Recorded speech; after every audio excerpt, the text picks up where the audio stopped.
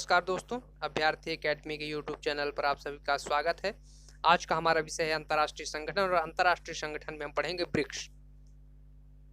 अंतर्राष्ट्रीय संगठन में हम पढ़ेंगे ब्रिक्स। ब्रिक्स के बारे में जानने से पहले आप सभी से मेरा निवेदन है, मेरे यूट्यूब चैनल को आप सभी लोग अगर अभी तक सब्सक्राइब नहीं किए हैं तो प्लीज़ सब्सक्राइब करिए तथा वीडियो अच्छे लगे तो उनको लाइक करिए, और जो वीडियो ऐसे लगे कि अन्य लोगों के लिए आवश्यक है तो उस वीडियो को आप लोग ज़्यादा से ज़्यादा लोगों तक शेयर करिए। तो आइए वीडियो प्रारंभ करते हैं। ब्रिक्स पे जो हम अध्ययन करेंगे वो मुख्य रूप से 3 भागों के रूप में करेंगे।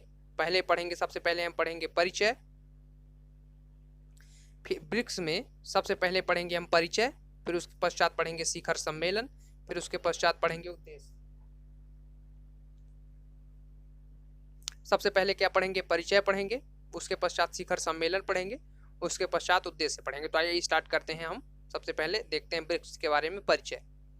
ब्रिक्स का फुल फॉर्म सबसे पहले हम बी अक्षर लेंगे, बी फॉर ब्राजील, फिर उसके पश्चात आर लेंगे, आर फॉर रूस, फिर उसके पश्चात आई लेंगे, आई फॉर इंडिया, फिर उसके पश्चात सी लेंगे, सी फॉर चाइना, फिर उसके पश्चात यस लेंगे, यस फॉर साउथ अफ्रीका। यहाँ पे 2010 लिखा है, यानी साउथ अफ्रीका इसका सदस्य 2010 में बना है, उसके पहले साउथ अफ्रीका सदस्य नहीं था। इसके बारे में आगे विस्तृत जानेंगे।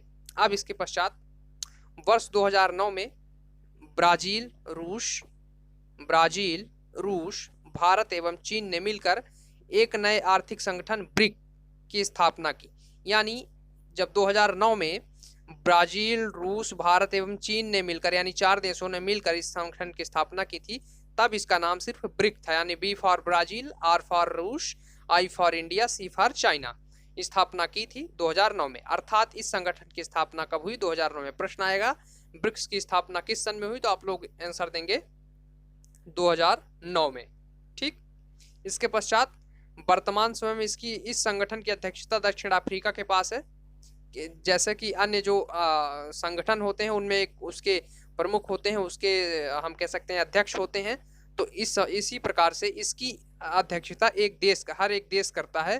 तो वर्तमान समय में अध्यक्षता इसकी दक्षिण अफ्रीका के पास है, साउथ अफ्रीका के पास इसकी अध्यक्षता है। अब इसके पश्चात हम देखेंगे इसके शिखर सम्मेलन।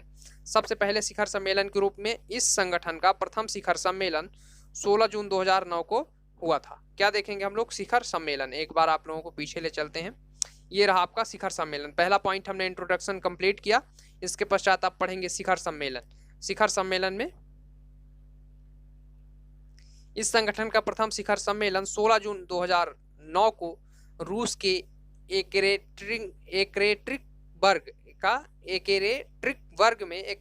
वर्ग में हुआ था। रूस का एक शहर है एक्रेट्रिक वर्ग, वहां पे इसका आयोजन हुआ था प्रथम शिखर सम्मेलन का। यानी प्रथम शिखर सम्मेलन कहां पर आयोजित किया गया था? रूस में। इसके पश्चात इस संगठन को दूसरा सम्मेलन ब्राजील की राजधानी ब्राजीलिया में 2010 में आयोजित हुआ, जिसमें साउथ अफ्रीका को इसका सदस्य बनाया गया। यानी 2010 में जो शिखर सम्मेलन आयोजित हुआ था, कहाँ? ब्राजील की राजधानी ब्राजीलिया में। वहां पर इस प्रस्ताव पर हस्ताक्षर किए गए कि साउथ अफ्रीका को भी ब्रिक का अगला सदस्य बनाया जाए, जिससे ब्रिक से ब्रिक्स हो जाए। तो ब्रिक पहले था, BRIC था पहले, और जब साउथ अफ्रीका जुड़ गया तो इसमें एस जोड़ दिया गया, तो इसका नाम ब्रिक्स हो गया। और 2010 के पहले तक, साउथ अफ्रीका के जुड़ने के पहले तक इसका नाम सिर्फ ब्रिक था। इस प्रकार से दूसरा शिखर सम्मेलन। इसके पश्चात आगे 2014 में ब्राजील में हुए। 2014 में जब इसका शिखर सम्मेलन हुआ, 2014 में ब्राजील में हुए शिखर सम्मेलन में ब्रिक्स विकास बैंक स्थापित करने की सहमति बनी। इस प्रस्ताव पर बैंक का मुख्यालय चीन संघाई शहर में रखा गया। इस प्रस्तावित बैंक का जो मुख्यालय है वो चीन के संघाई शहर में रखा जाएगा। कहाँ रखा जाएगा? संघाई शहर में रखा जाएगा। और कौन सा बैंक होगा? ब्रिक्स विकास बैंक होगा। संघाई शहर में इसकी क्या होगी? मुख्यालय रखा जाएगा। इससे संबंधित कुछ बातें। ब्रिक्स विकास बैंक की शुरुआती 6 वर्षों तक की अध्यक्षता भारत के पास रहेगी। इसके पश्चात ब्राजील और रूस 5 वर्षों के लिए अध्यक्षता करेंगे। इसके पश्चात चाइना और दक्षिण अफ्रीका भी इसकी अध्यक्षता करेंगे। तो यहाँ पे एक बात आप लोग नोट रखेंगे कि ब्रिक विकास बैंक जो है इसकी स्थापना 2014 में स्थापित करने की सहमति बनाई गई है और जल्द ही उसको स्थापित किया जाएगा। तो इसका मुख्यालय कहाँ रखा जाएगा? शंघाई, चीन में रखा जाएगा। ठीक, इसके पश्चात ब्रिक्स का अंतिम शिखर सम्मेलन 2019 में ब्राजील में आयोजित किया गया था। इसकी अध्यक्षता ब्राजील के राष्ट्रपति जायर बोल्सोनारो ने की थी। कब किया गया था? 2009 में। ये आप लोग महीना नवंबर दिसंबर का महीना था, नवंबर दिसंबर 2019 में ब्राजील में अंतिम शिखर सम्मेलन इसका आयोजित किया गया। यह शिखर सम्मेलन 11वें नंबर का शिखर सम्मेलन था। इसके पहले 10 शिखर सम्मेलन हो चुके थे, ये 11वें नंबर का शिखर सम्मेलन था। चूंकि आप लोग ध्यान अगर गिने भी तो जब 2009 में पहला हुआ, 2010 में दूसरा हुआ, तो 10 के बाद फिर 19 यानी 9 इधर और 2 उधर, तो कुल 11वां कौन सा शिखर सम्मेलन था? 11वां शिखर सम्मेलन था। ये कहाँ पे आयोजित हुआ था? ब्राजील में। इस शिखर सम्मेलन से पॉइंट्स एक और, शिखर सम्मेलन की थीम है economic growth for an innovative future. क्या है इसकी theme? Innovative growth for an innovative future. अंग्रेजी में economic growth for an innovative future, यानी दोनों हिंदी और अंग्रेजी। तो ये बात आप लोग तब तक याद रखेंगे, इसकी जो थीम है तब तक याद रखेंगे जब तक कि अगला शिखर सम्मेलन नहीं आयोजित हो जाता है। जैसे ही अगला शिखर सम्मेलन आयोजित होगा, इसकी थीम बदल जाएगी और आप लोग इस थीम को छोड़ देंगे और अगली थीम याद रखेंगे। लेकिन जब तक शिखर सम्मेलन नहीं होता है तब तक आप लोग ये थीम याद रखेंगे। अब इसके पश्चात ब्रिक्स के उद्देश्य पढ़ेंगे हम लोग। यहाँ पे हमने जो आपका इंडेक्स था, इंडेक्स में हमने क्या क्या पढ़ लिया? परिचय पढ़ लिया, शिखर सम्मेलन पढ़ लिया। अब पढ़ेंगे उद्देश्य। तीसरे नंबर पे उद्देश्य पढ़ना है हमको ब्रिक्स के। ब्रिक्स के उद्देश्य, पहला पॉइंट है ब्रिक्स सदस्यों का उद्देश्य विश्व में शांति, सुरक्षा, न्याय संगत व्यवस्था स्थापित करना है। क्या इनका उद्देश्य है? शांति सबसे पहले, फिर उसके पश्चात सुरक्षा, फिर उसके बाद न्याय संगत व्यवस्था स्थापित करना इनका उद्देश्य है। इसके पश्चात दूसरा उद्देश्य, ब्रिक्स देशों का उद्देश्य विश्व के देशों के मध्य आर्थिक प्रतिद्वंदिता न होकर नीतिगत सलाह एवं कार्यों का आदान प्रदान करना। यानी जो दुनिया के देश हैं, एक देश से दूसरे देशों के बीच प्रतिद्वंदिता ना हो, बल्कि कार्य प्रणालियों का आदान प्रदान हो, तकनीकियों का आदान प्रदान हो। यानी प्रतिद्वंदिता एक दूसरे को पीछे करना ना हो, बल्कि साथ में लेकर चलना हो।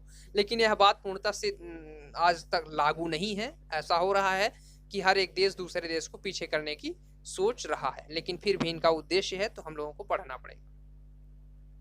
ठीक, इसके पश्चात अगला उद्देश्य, ब्रिक्स देशों का उद्देश्य सामाजिक, आर्थिक, राजनीतिक चुनौतियों को सामूहिक रूप से सामना करना है। जैसे कि हम कह दें सामाजिक चुनौती है ग्लोबल वार्मिंग, अभी पर्यावरण से संबंधित, जो कि सामाजिक कारणों की वजह से हो रही है।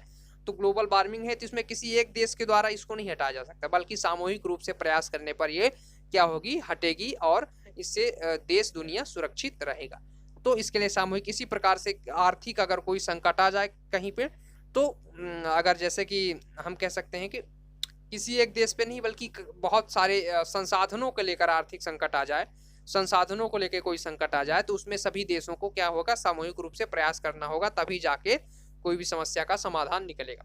तो यहाँ पे हमारा जो आज का विषय था अंतर्राष्ट्रीय संगठन, उसमें हम पढ़ रहे थे ब्रिक्स, वहीं पे समाप्त होता है। अगले दिन हम नए विषय और नए टॉपिक के साथ फिर से आप लोगों के समक्ष प्रस्तुत होंगे। तब तक के लिए नमस्कार, जय हिंद दोस्तों। हमारे YouTube चैनल को आप सभी लोग सब्सक्राइब करिए, लाइक करिए एवं शेयर करिए।